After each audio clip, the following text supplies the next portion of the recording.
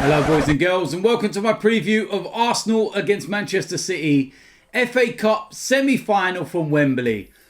It would have been so nice to have another trip to Wembley. The amount of times I've been there in the last few seasons. But it is what it is. A 90,000 seater stadium and it's going to be empty.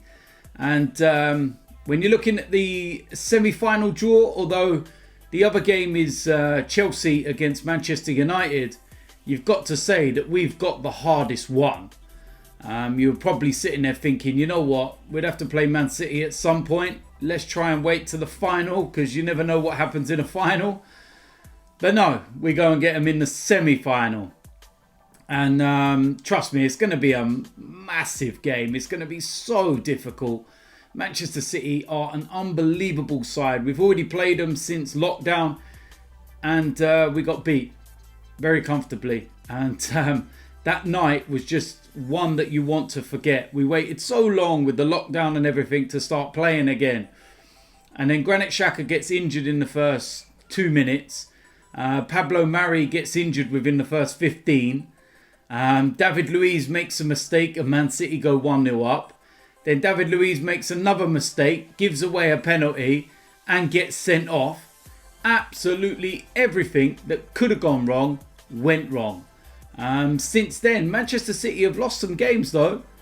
I saw their game against Southampton where they lost 1-0. And it's one of those games where you know that Manchester City are going to have a lot of possession. They're going to have a lot of ball. They're going to dictate everything. And you've got to ride your luck. You're not going to shut Manchester City out for 90 minutes and they won't get a single shot on goal. They're going to get chances. They're going to create things. They're going to be dangerous. And it's how well you defend. Now, the best way of summing up Arsenal would be, if you defend like we did against Tottenham, we will get battered by Manchester City. If we defend like we did against Liverpool, then we stand a chance of beating Manchester City. You know, Manchester City have lost 9 Premier League games this season, so they're not unbeatable. There are ways to beat them. On their day, they can beat anyone. But you know what? On our day, if we can do the right things, we can beat anyone. We've had some good results this season, despite the fact that we've been so poor. We beat Manchester United 2-0. We got that 2-2 draw against Chelsea when we was down to 10 men for so long. The result against Liverpool last time out, we won that. We've had some decent results, but the problem with us is the consistency. You can have a great week and then you have a bad week. That is the biggest issue with Arsenal, and that is something that Mikel Arteta is going to have to try and eradicate and sort out if we want to try and win this game. It's as simple as that. I can't wait to see, Pep versus Arteta again, properly. Give us the benefit of the doubt with that first one at the Etihad, because so many things went wrong, like I said. And, now let's hopefully, play a game without anything going wrong. If we can, then we might stand a chance. But, yeah, it's going to be a very, very tough one. And I'll tell you something, if we get to the final, then we certainly will have deserved it. So listen, team selection is going to be crucial. And I do think we're going to stick with that formation of the 3-4-3. So this is what I'm going to go with. Starting off in goal, Emi Martinez. And he's been absolutely exceptional since Leno picked up his injury. Leno is actually back in training. He's going to start doing some ball work this week. But Emi Martinez, absolutely no doubt whatsoever, he goes in goal. Now, in the back three, first of all, I'm going to go with Rob Holden. I think his performance was that good against Liverpool. He deserves to stay in the side. I don't think you can take him out of the side when he's performed that well against the likes of Sadio Mane. Come on, mate. For me, Sadio Mane is one of the best players, if not the best player in the Premier League.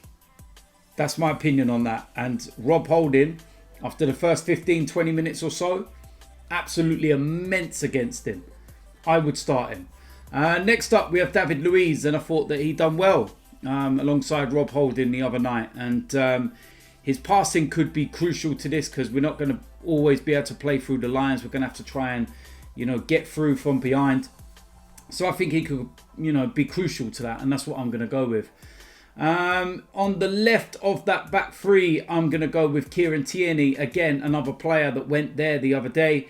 And he was exceptional. He's been exceptional since lockdown. But in that position, he was brilliant. So much more commanding and composing, than Kolasinac.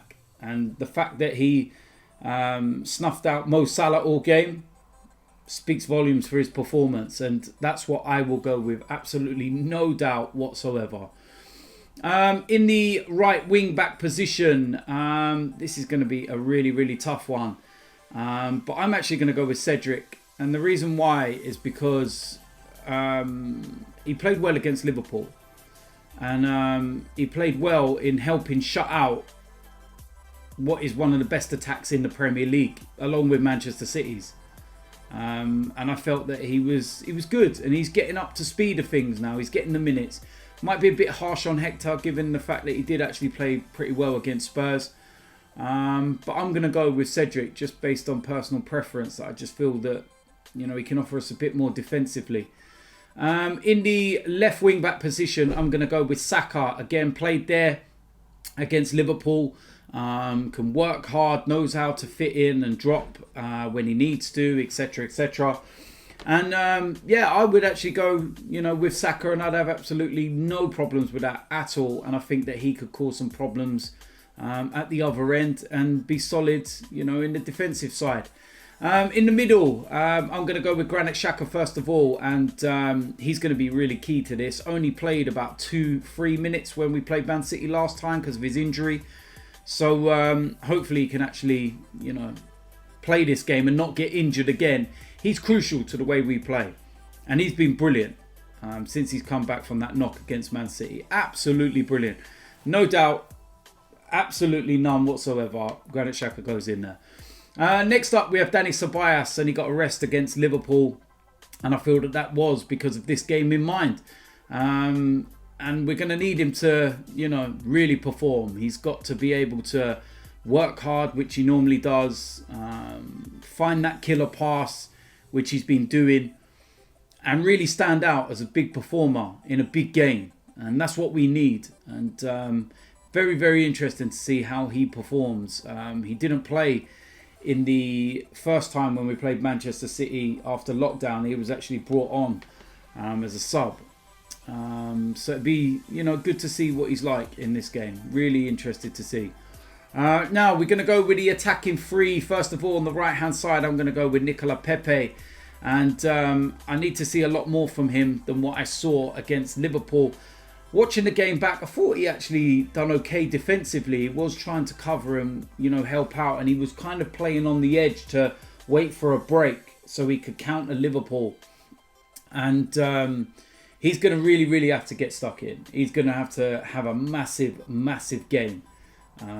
If we're going to, have a chance of succeeding and scoring goals and creating and whatnot. Nicola Pepe, he's that type of person.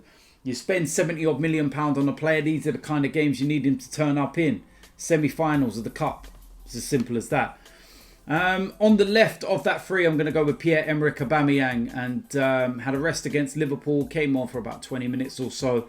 Absolutely no doubt that he will start this game. And we need a big performance from him in a big game.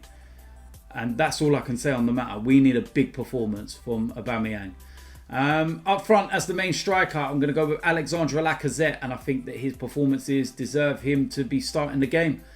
You think in recent weeks, he scored against Wolves, he scored against Tottenham, and he scored against Liverpool. Goals in big games. And despite his misses, shall we say, against Leicester, he's been performing. And he is the informed striker at the moment. So, I'd have Alexandre Lacazette there all day long. So there we go. That is it for my preview and my predicted lineup for Arsenal against Manchester City. FA Cup semi-final. Gutted I cannot be there at Wembley. But we're hearing from government guidelines that football fans might be allowed back in stadiums from October. Doesn't mean that we're going to get 60,000 sellouts and whatnot. It just means that within guidelines and social distancing, some of us can go back again.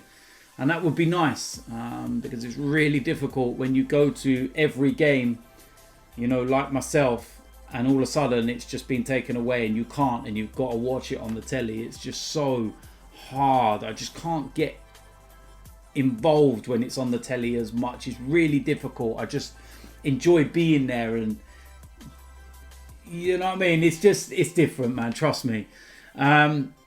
So yeah, look, listen, we're going to be doing the watch along, of course, on AFTV. It's going to be an interesting one.